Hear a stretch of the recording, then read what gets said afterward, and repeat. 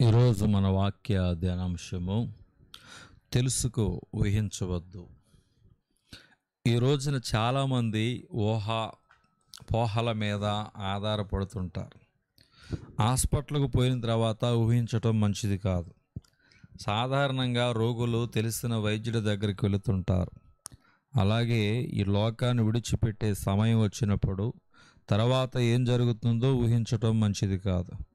నిత్యత్వపు వాకిట నిలబడి తరువాత ఏం జరుగుతుందో ఏమో అనుకుంటే గొప్ప ప్రమాదంలో ఉన్నామన్నమాట. మనిషికి వాస్తవం కావాలి. అది దేవుని గ్రంథమైన బైబిలులో తేటగా వివరించబడింది. మనం కొన్ని చూద్దాం. నిత్యత్వం అనేది ఉంది, తీర్పు ఉంది. దేవుని వాక్య విధంగా చెబుతుంది. మనుషులు ఒకసారి మరణించాలి, ఆ తర్వాత తీర్పు జరుగుతుంది. హెబ్రీ పత్రిక 9వ అధ్యాయము 27వ వచనం. గొప్పవారేమి కొద్దివారేమి మరణించిన వారందరూ ఆ సింహాసనం ఎదుట నిలవబడి ఉండటం చూచాను. తమ క్రియల చొప్పున మృతులు తీర్పు పొందారు. ప్రకటన 20:12వ వచనములో చూడగలుగుతున్నాం. 2. మన పాపాలు. మనమంతా పాపులమని తెలుసు. అయితే ప్రక్కనున్న వ్యక్తిలో ఉన్నన్ని పాపాలు కాకపోవచ్చు, కానీ పరలోకం వెలుపల ఉంచడానికి చాలినన్ని ప్రతి ఒక్కరిలో ఉన్నాయి. భేదమేమీ లేదు, అంతా పాపం చేసిన వారే దేవుని మహిమను అందుకోలేకపోతూ ఉన్నారు. రోమాపత్రిక 3వ అధ్యాయము 28వ వచనం. పాపులకు శిక్ష. యవనుడా, నీ యవనమందు సంతోషపడము, నీ యవన కాలమందు నీ హృదయాన్ని సంతుష్టిగా ఉండనిమ్ము. నీ కోరిక ప్రకారము నీ దృష్టి యొక్క ఇష్టం చొప్పున ప్రవర్తించు. అయితే వీటన్నిటిని బట్టి దేవుడిని తీర్పులోనికి తెస్తాడని గుర్తుంచుకో. ప్రసంగి గ్రంథం 11వ అధ్యాయము 9.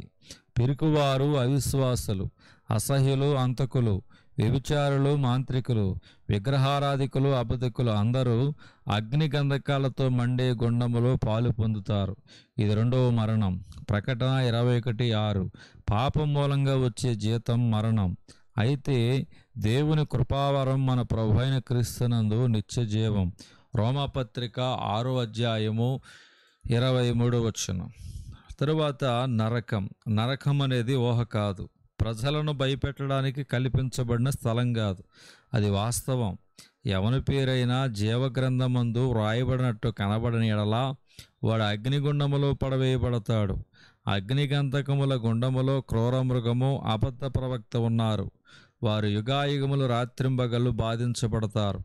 ప్రకటన 20వ అధ్యాయం 15వ వచనం, మరలా 10వ వచనం. దేవుని ప్రేమ. దేవుడు మన ఎడల తన ప్రేమను వెల్లడిపరుస్తున్నాడు. ఎట్లనగా మనం ఇంకా పాపులమై ఉండగానే క్రీస్తు మన కొరకు చనిపోయాడు. రోమాపత్రిక 5వ అధ్యాయము 8వ వచనం. దేవుడు ఈ లోకాన్ని ఎంతగానో ప్రేమించి తన ఒక్కగానొక్క కుమారుని ప్రసాదించాడు. ఆ కుమారుని మీద నమ్మకముంచే వారు ఎవరైనా సరే నాశనం కాకుండా శాశ్వత జీవం పొందాలని ఇందులో దేవుని ఉద్దేశ్యం. యోహాను పత్రిక 3వ అధ్యాయము 16వ వచనం. క్రీస్తు బలియాగం.